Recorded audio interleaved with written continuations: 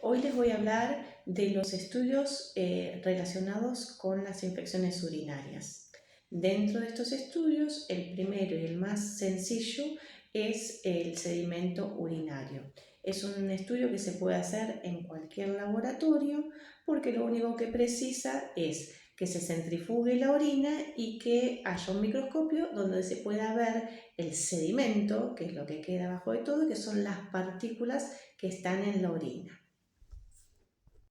En este sedimento de orina normalmente puede haber células epiteliales, quiere decir que se descaman de la pared de las vías urinarias, puede haber glóbulos blancos, hasta 5 leucocitos, puede haber algunos glóbulos rojos, hasta 3 hematíes, y puede haber también algunos cristales de calcio o de ácido úrico. Si hay muchos leucocitos, ya pensamos en una inflamación.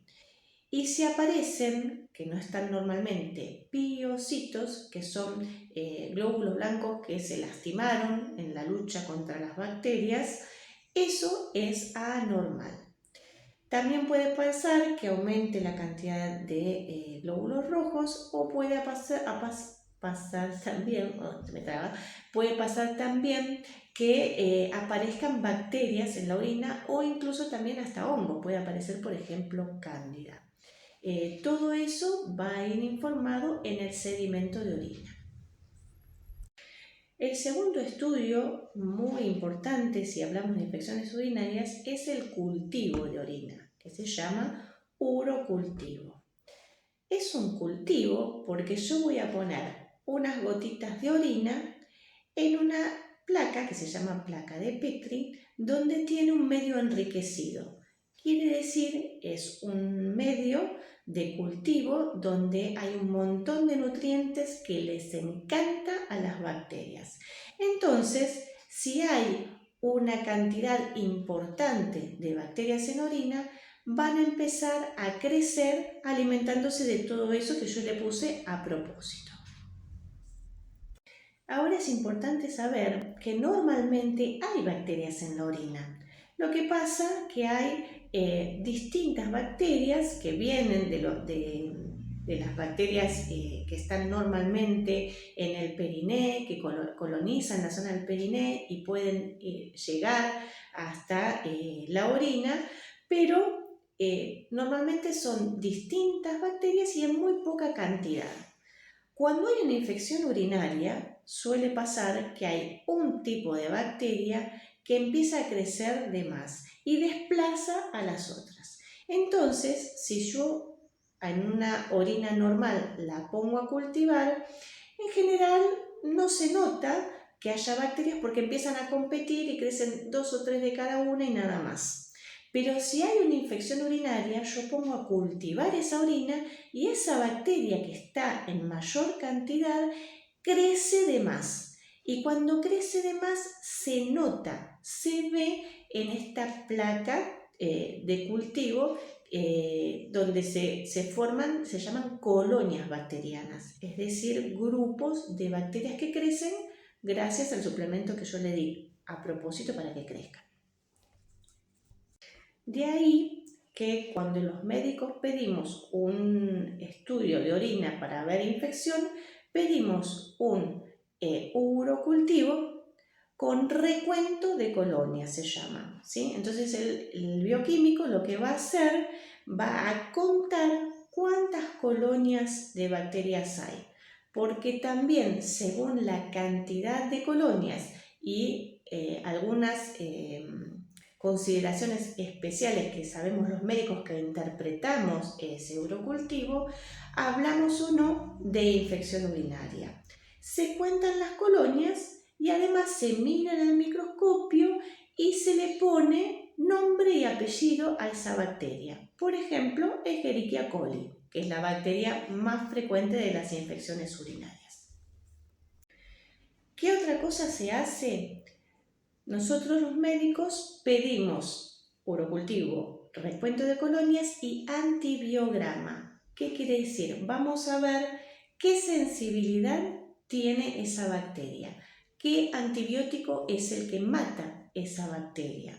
Entonces, lo que hace el bioquímico es cuando siembra el urocultivo, el cultivo de orina, va a poner discos con antibióticos que son representativos de distintos grupos o familias de antibióticos. Entonces va poniendo distintos discos. ¿Qué pasa? Yo dejo un tiempito incubar ese cultivo y las bacterias van a empezar a crecer. Pero donde está el antibiótico que las mata, ahí no van a crecer. Se va a formar un halo, ¿sí? Una zona donde las bacterias no crecen. Entonces el bioquímico va a leer ese antibiograma, va a leer la placa y va a decir, por ejemplo, esta bacteria es sensible a la ampicilina, esta bacteria es sensible a la ciprofloxacina, etc. De ahí sale la sensibilidad de un urocultivo. ¿Para qué nos sirve esto? Para que nosotros podamos darle al paciente el antibiótico que va a atacar a esa bacteria en especial que tiene en su aparato urinario. Bueno, vamos a hablar después en otro video puntualmente del urocultivo, cuándo se considera positivo, cuándo no, y cuándo es relevante y cuándo no.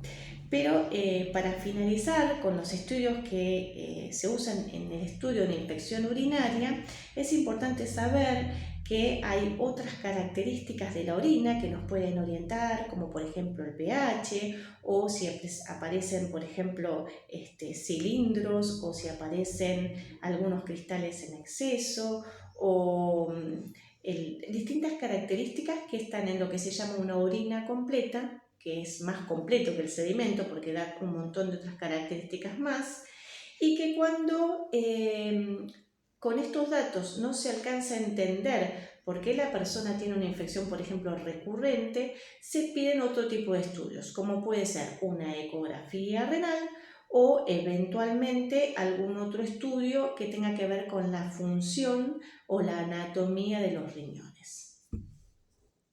Estudios de imágenes como la ecografía nos pueden decir si hay una obstrucción por una piedra, si hay dilatación, si hay alguna malformación, si el riñón está más chiquito, atrofiado, o si hay alguna otra alteración anatómica que predisponga a las infecciones urinarias.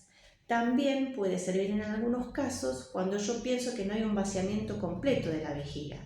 Nosotros habíamos hablado de que uno de los mecanismos más importantes para prevenir las infecciones urinarias es el chorro de orina. Si no se vacía del todo la vejiga, queda orina y se puede ser un caldo de cultivo para bacterias. Finalmente, en algunos casos seleccionados se puede pedir también una tomografía si yo pienso que hay algo también anatómico que puede estar dando una alteración en las vías urinarias que entorpezcan el flujo de orina. Bueno, vamos a seguir hablando del urocultivo y las infecciones en próximos videos. Espero que les haya sido de interés.